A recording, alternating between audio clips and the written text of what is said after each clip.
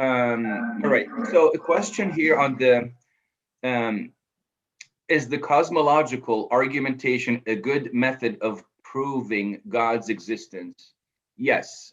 I would just I wouldn't use the word proving the existence of God. I would say that the cosmological argument, also the moral argument, the argument from design, the argument from necessity, the argument from desire, all of these arguments are good arguments. And I wouldn't say they prove the existence of God, but they serve as evidence for the existence of God, evidence beyond a reasonable doubt. But when you say the word prove, or I'm proving the existence of God, that you may actually get challenged, because it has this assumption built into it, or the implicit assumption that you're using the scientific method to prove something. You have a hypothesis and a repeated experimentation through observation, and you have a conclusion. That's a scientific approach, and God is not subject to science. He's beyond science. God is not matter where you can put him on in a test tube. So I would say they serve as evidence. The key word is evidence. Adilla, barahin, rather than ithbatat. All right. Another question in Arabic. يتهم البعض المسيحية بأنها سبب تأخر الحضارة في الغرب. Some people claim, or accuse rather, Christianity that it's the cause of regression in the West. And that is definitely a false claim, because if you know anything about history and Christianity, I have written this book, Timeless Truth and Truthless Times. I'm sure many of you have seen it. In this book, in chapter 26, the question, what about the atrocities committed in the name of Christ? And the last couple of pages 158, 159, I have a huge list of Christianity's contribution to humanity's well-being. I encourage you to read this. This is about a page and a half of the contribution Christendom has made to the well-being of humanity. So this accusation is blatantly ungrounded. And these are the two questions, and then let's just dive into the next subject. As I mentioned to you earlier, the first talk was apologetic, more maybe intellectually stimulating, I hope. The second, just so that we can maintain this balance, the second is more spiritually flavored, painted with a spiritual, practical brush. All right. I would like to see your faces, not mine. So I'm just going to change this view. Gallery view. There you go. Much better. So let me begin by asking you this question. What do we read at the end of every Catholic epistle in the liturgy? I will address the questions that come into the chat later after we finish. What do we read at the end of each Catholic epistle? Now, remember, the topic or the title is our commission, our role in this world. We read the following: do not love the world nor the things that are in the world, for the love of the world, anyone who loves the world, the love of the Father is not in him. For all that is in the world, the lust of the flesh, the lust of the eyes, the pride of life, not of the Father, but of the world. And the world is passing away and all its desires, but he who does the will of God abides forever. We read this as a conclusion of every Catholic epistle, the Catholicon. Now the question is, we are called not to love the world. Why? George, sorry to interrupt. Are you trying to share, or are you not sharing? I'm not sharing. Oh, okay. Sorry, just thought I'd clarify. Sorry about that, George. No. Thank you for clarifying. Justina, it's always good to hear from you. So, interrupt anytime you want. Why are we not called to love the world? Why? There's got to be a reason. Well, the verse says it clearly, because it strips us from the love of God. Now read the verse again. It's 1 John 2:15. Do not love the world nor the things in the world. Why? Because if anyone loves the world, the love of the Father is not in him. Okay. Well, this begs another question. Why the love of the Father wouldn't be in me if I love the world? Well, for me to be able to answer this question, I need to understand what the world is all about. That strips me from the love of the Father. And the verse explains. See, this is how you methodically look at these verses. Well, there's a proposition or a command: do not love the world. The answer is immediately there in the verse: because the love of the Father will not be in you. Well, why the love of the Father will not be in me? Because of what the world is all about. What is in the world? Again, back to the verse: the lust of the flesh, the lust of the eyes, and the pride of life. Let's pause and talk about these for a second. And this is when I would share my screen. Remember those three: the lust of the eyes, lust of the flesh, and the pride of life. Now, these three, if you remember the first talk, it wasn't long ago, maybe 40 minutes ago or so, when we discussed this. Remember the timeline that I shared with you, and I said, pre-modern, modern, postmodern. And I said, in postmodernism, the era we now live in, we fabricated, or non-believers, I should say, the world fabricated for themselves three replacement gods. You know what those three replacement gods were, if you remember? Humanism, materialism, hedonism. And guess what these are? The lust of the flesh, the lust of the eyes, and the pride of life.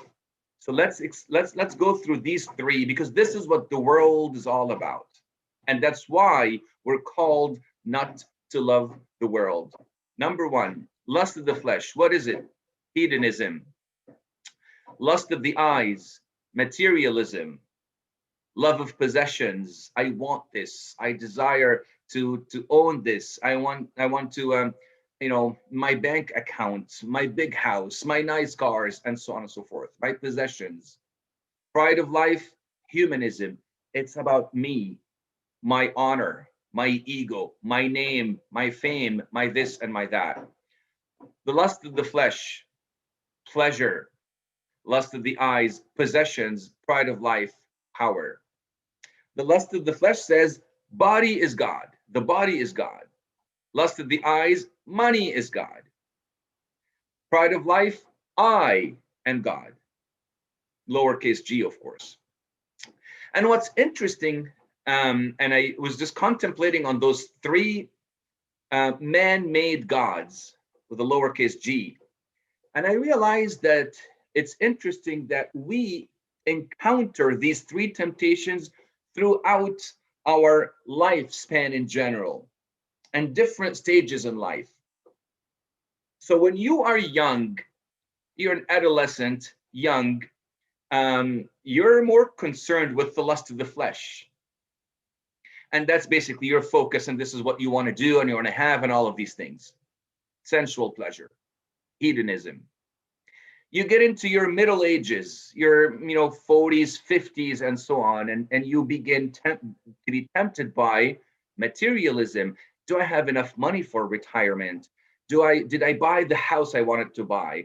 Did I get the cars I wanted to get? Do I have my bank account? Is it padded or is it not? And so on and so forth.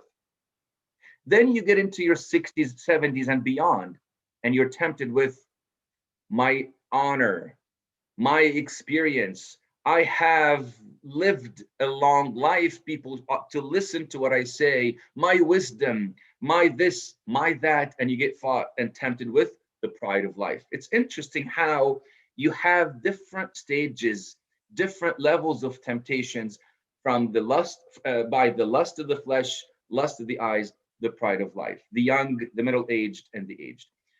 Also, if you study the scriptures and the gospel and you see the temptations of Christ, you'll see that there were three temptations, and they are aligned with those three man-made gods of this world. The first temptation: convert the stone to bread so that you can eat and enjoy, your food and whatever. That's the first temptation. or depending if you read Mark or Luke. The lust of the eyes. Look at all these possessions. I can give them all to you if you bow down and worship me. Pride of life. Throw yourself away, off the temple, and then the angels will carry you, and you will be honored and dignified, and so on and so forth. And if any of you were thinking of becoming a monk or a nun, and you go to the monastery, you take 3 vows. Nuzur al-Rahbana, 3 vows. What are those 3 vows? The vow of chastity and purity, to attack, or to address, rather, not attack, to address the temptation of the lust of the flesh. The vow of poverty, to address the temptation of the lust of the eyes. And the vow of obedience, to address the temptation of the pride of life. Here are the 3 gods of this world. And if we take it a step further, during fasting times, specifically during Lent, the church teaches us what? To pray, to fast, and to give alms. Those 3 to address those 3 gods. Pray to address the pride of life. Fast to address the lust of the flesh. Give alms to address the lust of the eyes. You can go over these 3 gods, and this is really what the world is all about. So now, we said we ought not to love the world, because if we love the world, the love of the Father will not be with us, or in us rather.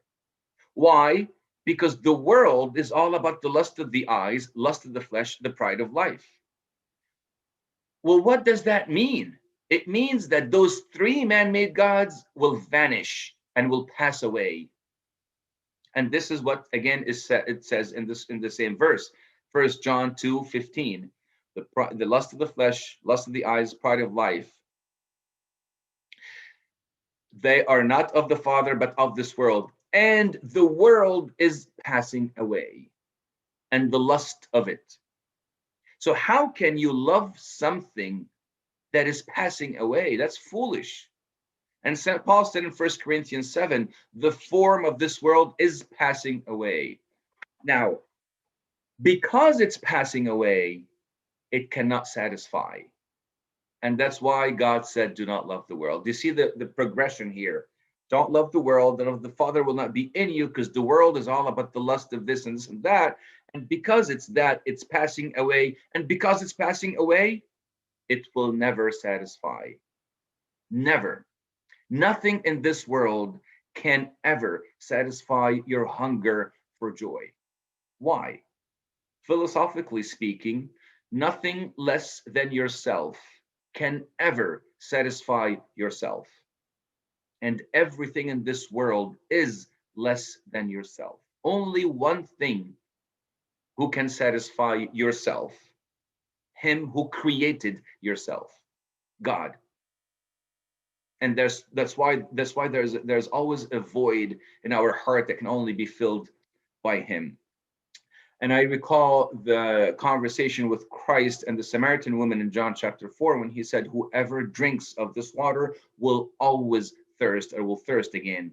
But whoever drinks of the water that I shall give him will never thirst. So which water are we drinking from? Let me share with you a picture. I think it's a nice picture that we can contemplate upon for a second. All right. Now, what do you see? You see some greyhound dogs chasing a mechanical rabbit in a track field somewhere. Those greyhound dogs are chasing this mechanical rabbit. Now, you look at these dogs and you say, how foolish of these dogs to be chasing a rabbit or something that they cannot catch. Because you know what? They've been doing it over and over and over. They're chasing it and they can't catch it. I haven't seen at all a situation where the dogs caught the mechanical rabbit, because it's mechanically driven. They can't catch it. Now, is this the most foolish thing you've seen? Absolutely not. It's more foolish that they are chasing this rabbit in the first place. You know why? Let's suppose one of these dogs caught this rabbit.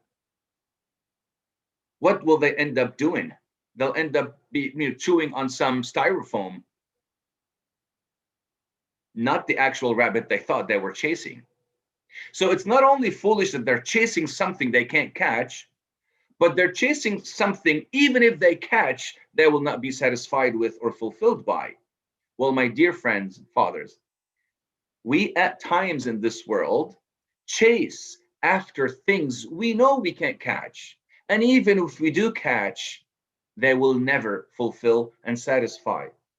What do I mean? What do I mean by that? The lust of the eyes, the lust of the flesh, and the pride of life. Now, what do you think? I want to share also with you this picture or this screen with all these pictures of these famous people. I'm sure many of you, all of you know who these people are: Michael Jackson, Whitney Houston, Robert Williams, and Heath Ledger, and all of these people, Elvis Presley. So what do they all have in common? I mean, they have fame, wealth, that basically, achieved their dream. What do they all have in common? Well, they're all dead. How? By suicide. Why? Because they thought that they caught that which will make them fulfilled and satisfied and live a meaningful life, only to realize that the void and the emptiness is still there. It is still there. Remember this picture of the mechanical rabbit and the greyhound dog chasing it. So here is again, back to the progression of this verse, and I'll get to our role towards this world in a second. We're called not to love the world. Why? Because it takes away the love of the God from our heart. Why? Because the world is all about the lust of the eyes and following. What does that mean? It means it's passing away. And because it's passing away, it will never satisfy and fulfill. All right. Now, I want to explain to you another perspective of this world. What does this world mean to me? And I'll actually, forgive me, I should have just kept my screen share. Here, the truth about this world. What is the truth about this world? I personally believe that this world is nothing more than just a pointer, someone who points to what lies beyond it, a pointer to what is to come. If you have a pet, let's assume your pet, a dog or a cat, mostly dogs, they usually do that. Cats don't, I think. And your dog is hungry, and you put food for your dog in the kitchen somewhere, and you tell it that there's food over there, and you point to the food, and the dog mistakenly comes and sniffs your finger, thinking that the food is in your finger, not where the finger is pointing. Now you look at this dog and you say, listen, if you were to speak to him and you say, the food is not here. This is just a finger pointing to where the food is. Well, our culture, forgive me to say this, but our culture and our society have conditioned us, programmed us to be adult finger sniffers. The world is all about, not so much what the world is pointing towards. Let me give you another example. Let's say you're driving on a highway and you're starving, you're hungry, you haven't eaten for a long time, and then you see a sign that says, Kentucky Fried Chicken restaurants ahead, food next right. And what do? You can't wait to go to that next right for you to fulfill your hunger.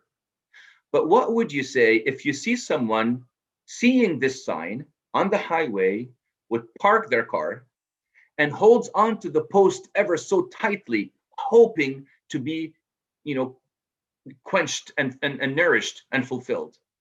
You would probably think that he or she is foolish for doing so, because this is only a sign that points to what lies beyond it. It will never give you fulfillment and nourishment. It only points to where you get fulfillment, where you get nourishment. Let me share with you what Alistair McGrath, one of my favorite authors also, he's a British theologian, he's a scientist and a Christian apologist. He wrote something so beautiful, and it speaks directly to what I'm discussing with you. He says, thinking of the world we live in, he said, we don't belong here. We have somehow lost our way. This makes our present existence both strange and splendid. Strange because it's not where our true destiny lies. Splendid because it points ahead to where that real hope is found. Now listen to his warning. But if we mistake the signpost for what is signposted, we will attach our hopes to lesser goals, which cannot finally quench our thirst for meaning and joy. If we attach ourselves to the sign, the world, we will never quench our thirst for meaning and joy, because this world is a what? Is a pointer to the creator of this world. He who comes beyond, above, and who transcends this world. His Holiness Pope Shenouda said something so beautiful in his very beautiful book, The Release of the Spirit, Untitled Chapter. What did he say? He said, I want nothing from the world, for the world is too poor to give me what I need. If what I want is in this world would be heaven. What a beautiful contemplation on your relationship to this world and what the world is all about. Now, how then should we see the world? How should we see the world? And this is another thought I want to share with you. Christmas was not that long ago. And in Christmas, we get gifts. And let me unshare, because I think this is just text beyond that. We get gifts during Christmas times, and we get gifts in general. We get gifts in general. But when we receive a gift, this gift is actually a message. It's a sign, not a thing. What is that message? The message says, I care for you, I love you, I appreciate you, and so on and so forth. But let's look at this contrast. A child gets a gift, an immature child in his days or her days. When they receive a gift, they look at this gift and they get excited with this gift, and they're consumed with this gift, and they focus on it. They want to play with it, nothing else. All their attention is in this gift. But when a mature adult receives a gift, they don't focus so much on the gift itself. They focus on the gift giver.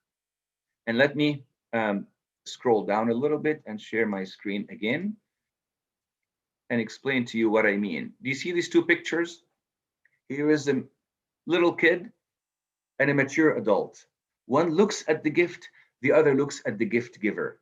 Now, this world and the life that we were given in this world is a gift from God. Are we consumed and focused with the gift as immature children? Or are we consumed and focused with the gift giver as mature adults? Now, the question is for all of us to address. The world and the life that we have is this gift. So now, I'm called not to love the world. So my question is, what then is my purpose in this world? What am I to do in this world? And what am I for? What am I to do? Well, I am called to be the light of this world. And this, my friends, is back to my first question. My role, my purpose, my commission in this world is I am the light of the world. I'm called to be the light of this world. What does light do? Light does a lot of things, but light does two foundational things. It gives sight and it gives life. And you see the verses here in the scriptures. The lamp of the body is the eye. If therefore your eye is good, your whole body will be full of what? Light. You can have 20/20 vision, perfect vision. If you are in a dark room, you will not see anything. For you to be able to see, you must have the existence of light. Light brings sight. Light also brings life. Let's read what the Lord said in John 8. I am the light of the world. He who follows me shall not walk in darkness, but have what? The light of life, the light that will lead to life. So if I know that I am the light of the world, and light brings sight and life, then I am called to be the sight for the blind, the life for the dead in this world. Another question that I ask myself, am I a provider? I shouldn't say provider, forgive me. Let's make it more accurate. Am I a reflector of light that gives sight to the blind? Am I a reflector of light that gives life to the dead in this world? Reflector, because the source is the Lord Jesus Christ himself. I am only a reflector of the grace and the light that I have from the source himself. All right, I want to just end with a question and then another. I keep looking at my, I also make sure I finish on time so that we can allow time for Q&A at the end. A question that, we can ponder upon. Suppose you were arrested and tried for being a follower of Jesus Christ. Do you think they will have enough evidence to convict you or not? And that is a question that will test your commission in this world as light that gives life and that gives sight. So we said two important things in this second talk.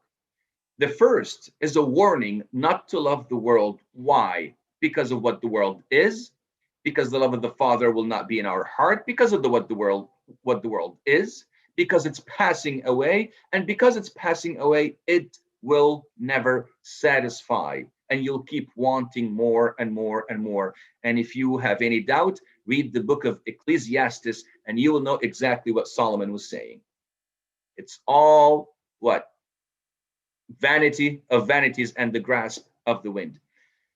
Well, we ought not to love the world. The world will never satisfy. Well, what am I to do then? Should I just have a passive role in this world as a Christian? Absolutely not. You are called to be the light of this world that gives sight and that gives life. Well,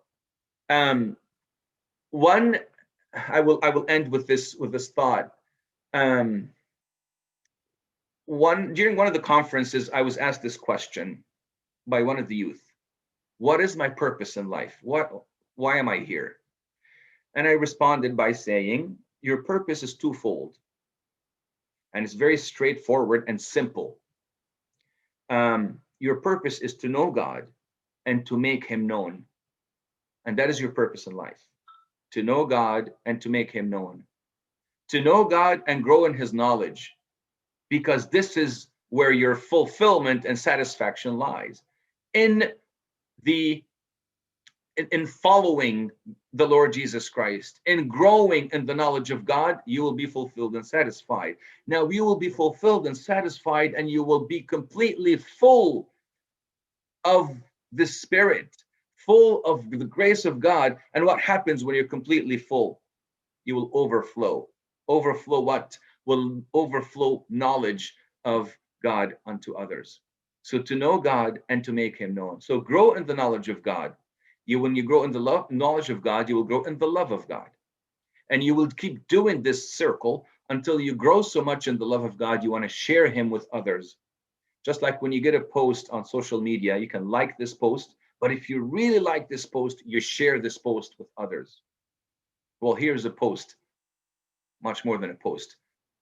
Christ coming to offer you himself. If you love him so much, you will share him with others. That's why as Christians, as Coptic Orthodox Christians, we are not just to remain within our bubble of, I am just worshiping God in my home, in my bedroom, in the circle of community that I'm in, but I am called to do much more than that. There is a purpose for which God created you and allowed you to live in the 21st century, in Sweden or Scotland or Europe or in the US or in that particular place, in this particular era, with these particular friends from this particular family, because there is a precise purpose for you in this world. Find out what this purpose is overarchingly It's to know God and to share him with others. Just like the Lord Jesus Christ said, as you sent me, speaking to the Father in his priestly prayer, into the world, I have sent them into the world. You sent me into this world to make known your name. He said that in the same chapter, verse 26. I have declared to them your name, and I will continue to declare it.